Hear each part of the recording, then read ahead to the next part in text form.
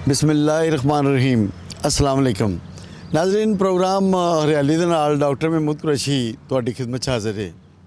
किया जाता है जान है तो जहान है, तो जान किवें बनदी है? खा के जान बनदी है ना। जिसले सवेरे नाश्ते की मेज़ ते असीं बहने तो लाइफ स्टॉक का काम शुरू हो जाता है। अंडे खा रहे हैं, दुध पी रहे हैं, यानी कि तुसीं कोई चीज़ भी रात तक जिहड़ी खांदे हो उहदा तल्लक लाइफ स्टॉक दे नाल है। तो ये जो लाइफ स्टॉक के विच दुध घ्यो अंडे मुर्गियां गोश्त ये सारा ਇਹਦਾ ओरिजिन की है? ਇਹਦਾ ओरिजिन ਜਿਹੜਾ है वो वैटनरी हॉस्पिटल्स ने, वैटनरी कॉलेजेस ने, वैटनरी यूनिवर्सिटीज़ ने। अज इस हवाले नाल असी नारोवाल वैटनरी कॉलेज आए हैं।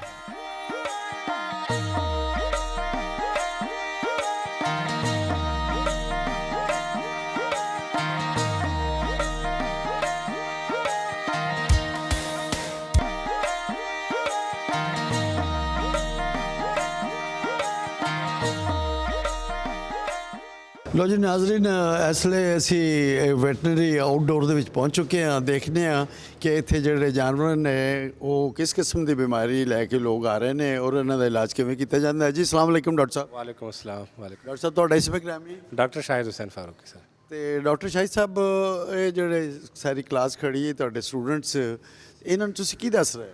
सर ये हमारे पास इंटर्नशिप स्टूडेंट्स हैं, तो प्रैक्टिकल एक्सपोजर के लिए समर ब्रेक में आते हैं हमारे पास, जिस दौरान इनको हम प्रैक्टिकली गाइड करते हैं कि केसेस आते हैं तो आपने उनकी शिकायत सुननी कैसी है, देन तशख़ीस की तरफ आपने जाना है बीमारी के, तो कौन कौन से टेस्ट, कौन कौन से जो हमने मुआयना करना होता है वो किस तरह से करना होता है, फिर इलाज के जो मुख्तलिफ रूट्स से हमने इनको दवाइयाँ देनी होती है, तो वो सारा कुछ इनको एक्सप्लेन किया जाता है कि इनकी प्रैक्टिकल जो कॉम्पिटेंस है वो इम्प्रूव हो, उसमें बेहतरी आए। तो ये जो लार्ज एनिमल बफलो ये बारे तुसीं की अज इन्हां नूं इरशाद फरमाया? जी सर, ये ना एक मसला इसमें पहले से चल रहा है, लेकिन चूँकि हम भैंसों में देखते हैं वो बहुत सारी बीमारियां ज़ाहिर नहीं करती आसानी से, वो छुपाए रखती हैं, अलामात ज़ाहिर नहीं करते, तो ये एक क्रॉनिक मसला है इसको, और हम इसको हमारा शक है कि उसको ब्लड पैरासिटिज़म है, तो उसको कंफर्म करने के लिए हमने इसके सैंपल्स लिए हुए हैं।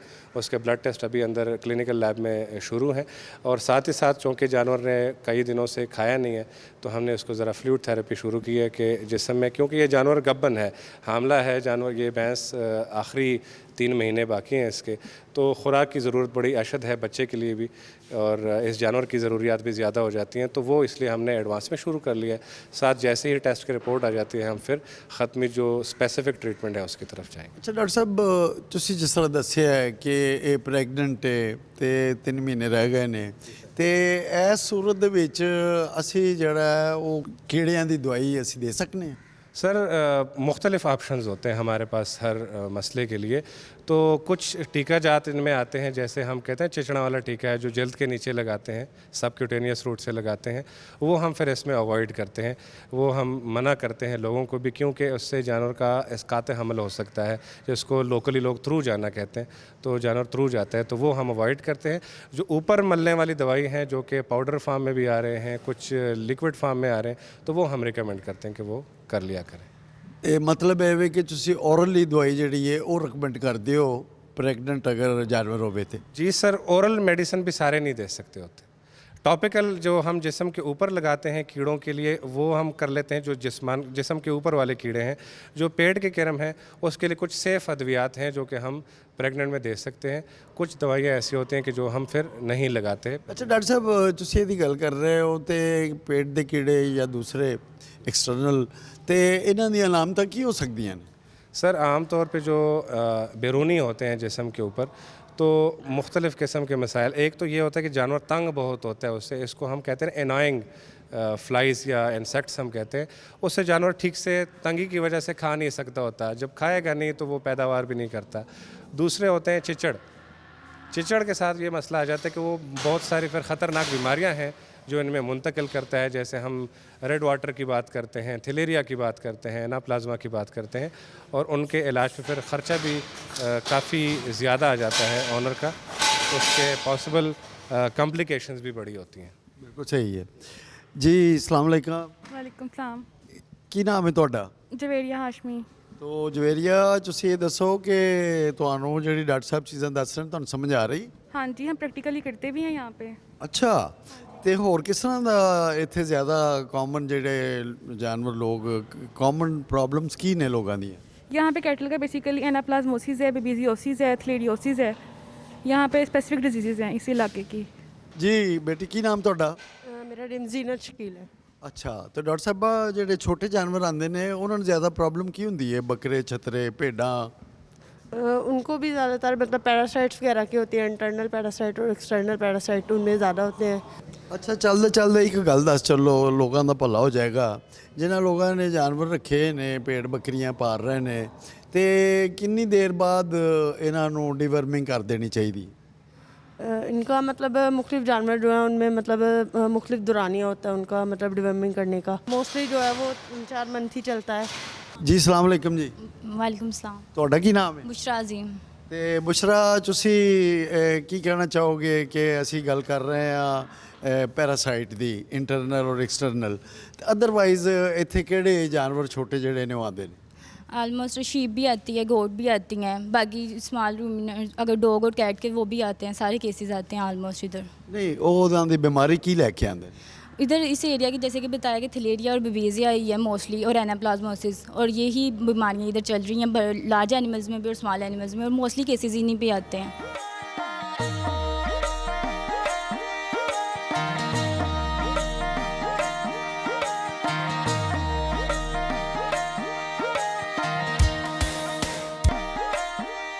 ਡਾਕਟਰ ਸਾਹਿਬ ਸਲਾਮ ਅਲੈਕਮ। वालेकुम अस्सलाम सर। ਡਾਕਟਰ ਸਾਹਿਬ ਤੁਹਾਡਾ ਇਸਮੇ ਗ੍ਰਾਮੀ? जी मेरा नाम है डॉक्टर हैदर। ਹੈਦਰ ਸਾਹਿਬ ਇਹ ਫਰਮਾਓ, ਇਹ ਜਾਨਵਰ ਜਿਹੜਾ ਹੈ ਇਹਦਾ ਕੀ ਬੱਚਿਆਂ ਨੂੰ, ਸਟੂਡੈਂਟਸ ਨੂੰ ਦੱਸ ਰਹੇ ਹੋ ਇਹਦੇ ਬਾਰੇ? सर सबसे पहले ये जो हमारा आउटडोर क्लिनिक है, इस पे जब हमारे पास केस आता है तो सबसे पहले हम उसका वज़न करवाते हैं, क्योंकि हमने सारी मेडिसिन, सारी ट्रीटमेंट वज़न के लिहाज से करनी है। तो वज़न के बाद हमारा होता है क्लिनिकल एग्ज़ामिनेशन। क्लिनिकल एग्ज़ामिनेशन में हम जानवर के जो वाइटल्स होते हैं और जानवर के जितनी भी हमारे पास म्यूकस मेम्ब्रेन्स वगैरह है और सारी टेम्परेचर, पल्स, रेस्पिरेशन वगैरह है, ये सारी चीज़ें हम चेक करते हैं, और इसके बेस पे क्लिनिकल साइंस के बेस पे हम जानवर को जो है वो डायग्नोस करते हैं। अगर जानवर क्लिनिकल साइंस के बेस पे डायग्नोस हो जाता है तो ठीक है, अगर नहीं होता तो फिर हम कन्फर्मेटरी डायग्नोसिस की तरफ जाते हैं, और फिर हम ब्लड टेस्ट वगैरह जो है वो रिकमेंड करते हैं, जो कि हमारे पास क्लिनिकल फैसिलिटी मौजूद है, उसमें जो हमें मुख्तलिफ़ किस्म के फीकल, ब्लड और मिल्क टेस्ट करते होते हैं। ਅੱਛਾ ਡਾਕਟਰ ਸਾਹਿਬ ਤੁਸੀਂ ਜ਼ਿਕਰ ਕੀਤਾ ਹੈ ਕਿ ਵਜ਼ਨ ਦੇ ਮੁਤਾਬਕ ਦਵਾਈ ਦਿੱਤੀ ਜਾਂਦੀ ਹੈ, ਤੇ ਸਾਡੇ ਬਹੁਤ ਸਾਰੇ ਭਰਾ ਜਿਹੜੇ ਨੇ ਉਹ ਆਪੇ ਦਵਾਈ ਦੇ ਦਿੰਦੇ ਨੇ, ਉਹ ਤੇ ਵਜ਼ਨ ਕੋਈ ਨਹੀਂ ਕਰਦੇ, ਉਸ ਉਂਝ ਹੀ ਦੇ ਦਿੰਦੇ ਨੇ। ਇਹ ਅਮਲ ਠੀਕ ਹੈਗਾ? जी सर, आपने बिल्कुल दुरुस्त फरमाया, ये बिल्कुल ठीक नहीं है। ठीक इसलिए नहीं है क्योंकि जब आपको जानवर का वज़न मालूम होगा तो उसके मुताबिक ही आप डोज़ बनाएंगे, और जब आप डोज़ बनाएंगे तो आप जानवर को फिर डोज़ देंगे, तो ज़ाहिरी बात है फिर जानवर भी बीमारियाँ मुख्तलिफ जो है वो कंडीशन में होती है, लाइक कुछ एक्यूट होती है, कुछ क्रॉनिक होती है, तो इसलिए हम वज़न को आगे पीछे या डोज़ को आगे पीछे कर सकते हैं वज़न के मुताबिक। ਅੱਛਾ ਡਾਕਟਰ ਸਾਹਿਬ ਡੋਜ਼ ਦੀ ਗੱਲ ਕਰ ਰਹੇ ਆ, ਤੇ ਕੋਈ ਔਰਲੀ ਦਿੰਦੇ ਆ, ਕੋਈ ਟੀਕਾ ਲਾਉਂਦੇ ਆ, ਕੋਈ ਪਾਊਡਰ ਦਿੰਦੇ ਆ, ਉਹ ਵੀ ਵਜ਼ਨ ਦੇ ਮੁਤਾਬਕ ਹੀ ਹੁੰਦਾ ਜੇ ਟੀਕਾ ਵੀ ਲਾਣਾ ਤੇ? जी जो इंजेक्टेबल है या जो हमारे पास सस्पेंशन फॉर्म में आती है, ओरली देते हैं या इंजेक्टेबल आईवी देते हैं, तो सब की डोज़ अलग होती है। हमने जो है सबकी डोज़ जो है उसके वज़न के मुताबिक, उसके जो लेबल पे लिखा होता है उनके मुताबिक हमने एडजस्ट करके इनको देनी होती है।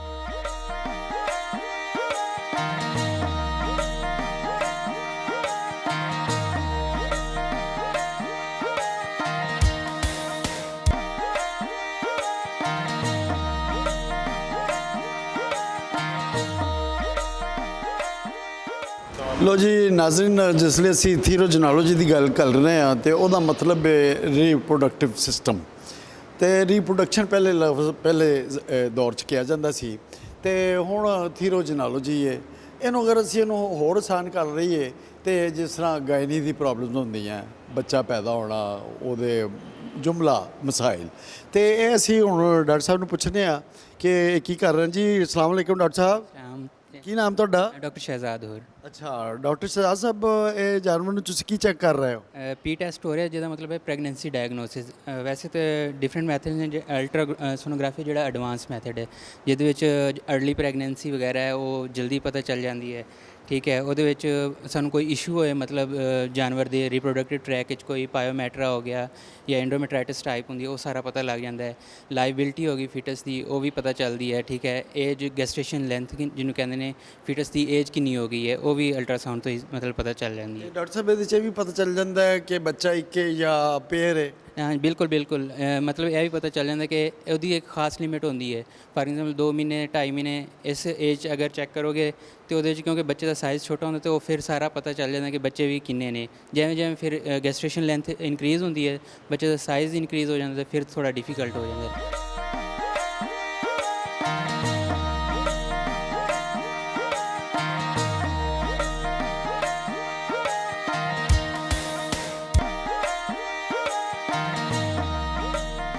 जी अस्सलाम वालेकुम जी। सलाम सर, क्या हाल है? जी मेहरबानी। डॉक्टर साहब ਤੁਹਾਡਾ ਇਸਮ ਗ੍ਰਾਮੀ? सर मोहम्मद रिजवान यूसुफ मेरा नाम है। ਤੇ ਰਿਜ਼ਵਾਨ ਯੂਸਫ ਸਾਹਿਬ ਬਾਹਰ ਮੈਂ ਦੇਖਿਆ ਉੱਥੇ ਲਿਖਿਆ ਥੀਰੋਜਨੋਲੋਜੀ ਲੈਬ, ਇਹ ਕਾਹਦੀ ਲੈਬ? ਸਰ ਮੈਂ ਥੋੜਾ ਜਿਹਾ ਤੁਹਾਨੂੰ ਦੱਸਣਾ ਚਾਹ ਰਿਹਾ ਕਿ ਜਿਸ ਸ਼ੋਬੇ 'ਚ ਤੁਸੀਂ ਤਸ਼ਰੀਫ ਲਿਆਏ ਹੋ ਸਰ, ਇਹਨੂੰ ਥੀਰੀਓਜਨੋਲੋਜੀ ਕਹੀ ਜਾਂਦਾ। ਇਹਦਾ ਪੁਰਾਣਾ ਨਾਂ ਸੀ ਐਨੀਮਲ ਰਿਪਰੋਡਕਸ਼ਨ ਤੇ ਇਹਨੂੰ ਆਮ ਜ਼ੁਬਾਨ ਵਿੱਚ ਅਸੀਂ ਪਬਲਿਕ ਨੂੰ ਦੱਸਣ ਵਾਸਤੇ ਕਹਿੰਦੇ ਹਾਂ ਗਾਇਨਾਕੋਲੋਜੀ, ਐਨੀਮਲ ਦੀ ਗਾਇਨਾਕੋਲੋਜੀ ਦਾ ਮਹਿਕਮਾ ਹੈ। ਤੇ ਸਰ ਇਸ ਸਾਡਾ ਟੀਚਿੰਗ ਇੰਸਟੀਚਿਊਟ ਜਿਹੜਾ ਥੀਰੀਓਜਨੋਲੋਜੀ ਦੇ 2 ਕੰਪੋਨੈਂਟ ਨੇ। ਇੱਕ ਕੰਪੋਨੈਂਟ ਹੈ ਜਿਹਦੇ ਵਿੱਚ ਮੇਲ ਰਿਪਰੋਡਕਸ਼ਨ ਨੂੰ ਅਸੀਂ ਡੀਲ ਕਰਦੇ ਹਾਂ, ਦੂਸਰਾ ਕੰਪੋਨੈਂਟ ਹੈ ਜਿਹਦੇ ਵਿੱਚ ਅਸੀਂ ਫੀਮੇਲ ਰਿਪਰੋਡਕਸ਼ਨ ਨੂੰ ਡੀਲ ਕਰਦੇ ਹਾਂ। ਤੇ ਸਰ ਤੁਸੀਂ ਜਿਸ ਤਰ੍ਹਾਂ ਜਾਣਦੇ ਹੋ ਕਿ ਅਸੀਂ ਫਾਰਮਰ ਨੂੰ ਇਹ ਸਮਝਾਉਣ ਵਾਸਤੇ ਕਹਿੰਦੇ ਹਾਂ there is no production without reproduction, ਯਾਨੀ ਬੱਚਾ ਹੀ ਅਸਲ ਉਹਦਾ ਪ੍ਰੋਫਿਟ ਹੈ ਜਾਨਵਰ ਦਾ। ਦੁੱਧ ਇੱਕ ਕਮੋਡਿਟੀ ਹੈ ਜਿਹੜੀ ਸਵੇਰੇ ਜਿੰਨਾ ਖਵਾਓਗੇ ਸ਼ਾਮ ਨੂੰ ਉਹਨਾਂ ਪ੍ਰੋਫਿਟ ਲੈ ਲਓਗੇ। ਤੇ ਜਿੰਨੀ ਜਲਦੀ ਐਨੀਮਲ ਦੀ ਰਿਪਰੋਡਕਸ਼ਨ ਬਿਹਤਰ ਹੋਏਗੀ ਉਨੀ ਉਹਦੀ ਪਰਫਾਰਮੈਂਸ ਤੇ ਉਹਦਾ ਪ੍ਰੋਫਿਟ ਬਿਹਤਰ ਹੋਏਗਾ।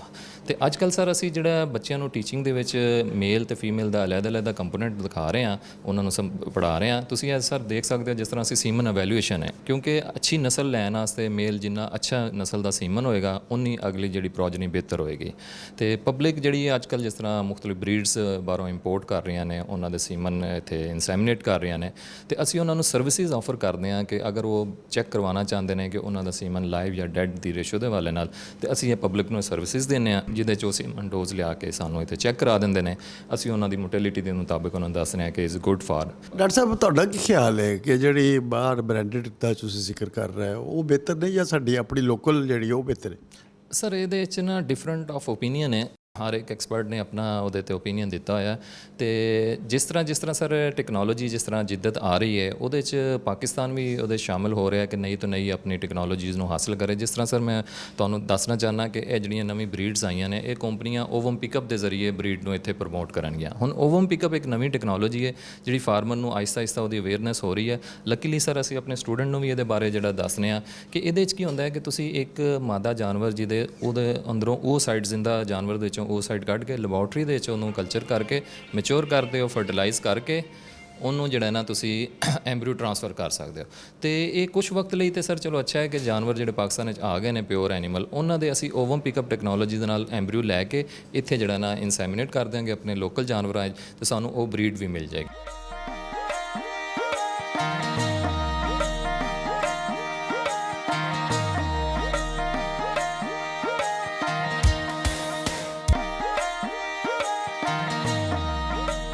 ਲੋ ਜੀ ਨਾਜ਼ਰੀਨ, ਹੁਣ ਅਸੀਂ ਸਰਜਰੀ ਡਿਪਾਰਟਮੈਂਟ ਦੇ ਵਿੱਚ ਆ ਗਏ ਆ। ਦੇਖਦੇ ਹਾਂ ਕਿ ਇੱਥੇ ਕਿਹੜੇ ਜਾਨਵਰ ਕਿਸ ਤਰ੍ਹਾਂ ਦੀ ਸਰਜਰੀ ਹੁੰਦੀ ਹੈ ਔਰ ਕਿਸ ਤਰ੍ਹਾਂ ਦੇ ਜਾਨਵਰ ਸਰਜਰੀ ਵਾਸਤੇ ਲਿਆਏ ਜਾਂਦੇ ਨੇ।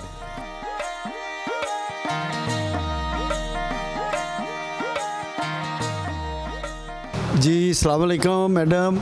वालेकुम अस्सलाम। ਤੁਹਾਡਾ ਇਸਮ ਗ੍ਰਾਮੀ? डॉक्टर इकरा महरोज़। ਅੱਛਾ, ਤੇ ਡਾਕਟਰ ਸਾਹਿਬ ਇਹ ਜਿਹੜਾ ਜਾਨਵਰ ਤੁਸੀਂ ਦੇਖ ਰਹੇ ਹੋ ਇਹ ਕੀ ਮਸਲਾ ਹੈ ਇਹਨੂੰ? इसको ना जो है डॉग बाइट हुआ है, हमारी फील्ड में जो कहते हैं कि कुत्ते का काटना उर्दू में, तो ये हमारे पास उस कुत्ते किसी ने इसको हमला किया, उसने काटा है। अब हम इसका इलाज करेंगे तो इसकी वैक्सीन करेंगे, पहले इसको हम लोग वॉश करेंगे। ਤੇ ਇਹਦਾ ਇਲਾਜ ਕਿਸ ਤਰ੍ਹਾਂ ਮੁਮਕਿਨ ਹੈ? पहले हम लोग इसको जो है ना वो फर्स्ट ऑफ ऑल जो फर्स्ट थेरेपी देंगे वो नॉर्मल सलाइन के साथ वॉश करके, उसके बाद कोई भी कार्बोलिक एसिड जिसमें कोई भी साबुन यूज़ करेंगे, उसके साथ अच्छे से स्क्रब करेंगे, जिसको हम स्क्रबिंग कहते हैं अपने लिए ना। उसके साथ साफ़ करके उसकी हम लोग सारी डेड टिश्यू रिमूव करेंगे, जो इसके साथ ये सारा आप देख रहे हैं। इसको रिमूव करके फिर इसके ऊपर हम लोग जो है वैक्सीन भी यूज़ करेंगे, रेबिसिन ना यूज़ करते हैं, कुत्ते की वैक्सीन होती है, ताकि इसको कोई बावलापन ना कल को हो जाए। जी अस्सलाम वालेकुम डॉक्टर साहबा। वालेकुम अस्सलाम। आपका इसम ग्रामी? डॉक्टर अरीशा अरकान। ਤੇ ਡਾਕਟਰ ਸਾਹਿਬਾ ਇਹ ਪੇਸ਼ੈਂਟ ਕਿਸ ਮਕਸਦ ਲਈ ਆਇਆ ਹੈ? यहाँ पे इसको एब्सेस हो गई थी, जो कि हम लोग आम ज़बान में पीप इसको बोलते हैं। इन्फेक्शन हो गया लोकलाइज्ड, तो उसको हम लोग ट्रीट कर रहे हैं यहाँ पे। ਤੇ ਤੁਸੀਂ ਐਬਸੈਸ ਦਾ ਲਫ਼ਜ਼ ਲਿਆ ਹੈ ਪੀਪ, ਤੇ ਇਹ ਕਿਸ ਵਜ੍ਹਾ ਤੋਂ ਹੋ ਜਾਂਦੀ ਹੈ? ये या तो अगर कोई छोटा ज़ख़म होता है या कोई कट वगैरह लगा होता है, उसकी जब हम केयर नहीं करते हैं तो वो फिर आहिस्ता आहिस्ता इन्फेक्शन फैलता जाता है, तो लोकलाइज्ड वहाँ पे बैक्टीरियल ग्रोथ होती है, उसकी वजह से वहाँ पे पीप ਅੱਛਾ ਡਾਕਟਰ ਸਾਹਿਬ, ਜਿਹੜੇ ਸਾਡੇ ਕਿਸਾਨ ਭਰਾ ਨੇ ਜਿਨ੍ਹਾਂ ਨੇ ਮਾਲ ਡੰਗਰ ਰੱਖਿਆ ਹੈ ਤੇ ਉਹ ਪੁਲਟਸ ਲਾ ਦਿੰਦੇ ਨੇ ਆਪੇ ਹੀ ਬਣੂ ਕੇ, ਉਹ ਅਮਲ ਠੀਕ ਹੈਗਾ ਜਾਂ ਕਿ ਤੁਹਾਡੇ ਕੋਲ ਆਉਣਾ ਜ਼ਰੂਰੀ ਹੈ? नहीं, पोल्टिस एक्चुअल में हम लोग जो पीप है वो पहले इमेच्योर होती है, उसको हमने मैच्योर करना होता है। उसके लिए हम लोग पोल्टिस वहाँ पे अप्लाई करते हैं। उसकी वजह से वो पहले जो हार्ड होती है वो सॉफ्ट हो जाती है, उसके बाद उसका मुंह बन जाता है और वो खुद ही प्रेस होके वो निकल जाती है वहाँ से। ਇਹਦਾ ਮਤਲਬ ਹੈ ਕਿ ਇਹ ਸੈਕਿੰਡ ਸਟੇਜ ਤੇ ਤਾਂ ਇਹ ਇੱਥੇ ਲੈ ਕੇ ਆਏ ਨੇ। हाँ जी, ये खुल गई थी तो हमने फिर इसको पूरा ड्रेन किया है और अब हम इसकी एंटीसेप्टिक ड्रेसिंग ਤੇ ਡਾਕਟਰ ਸਾਹਿਬ ਇਹ ठीक हो जाएगा? इंशाल्लाह बहुत बेहतर हो जाएगा। कोई एंटीबायोटिक का भी इस्तेमाल करोगे? जी जी, साथ में हम लोगों ने इसकी लोकल क्लीनिंग करनी होती है, उसके बाद इसे हमने जनरलाइज एंटीबायोटिक और एनसेट पे भी रखना होता है।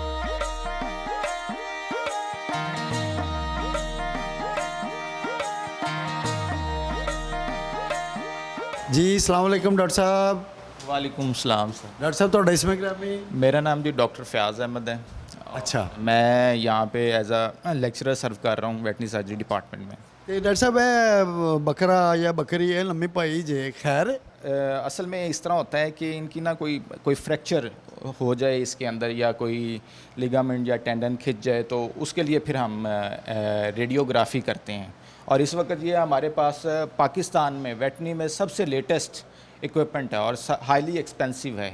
इसको हम डिजिटल रेडियोग्राफी कहते हैं, जो इस वक्त अगर लोग बाहर से करवाएं तो ये कम से कम 10,000 का एक रेडियोग्राफ है। लेकिन अल्हम्दुलिल्लाह हम हमारे वर्दी वाइस चांसलर साहब की वो मेहरबानी है और गवर्नमेंट ऑफ पंजाब की ये बड़ी ज़रा नवाजी है कि उन्होंने हमें ये इक्विपमेंट परचेज़ करके दी है, जिससे हम फ्री ऑफ कॉस्ट कर रहे हैं।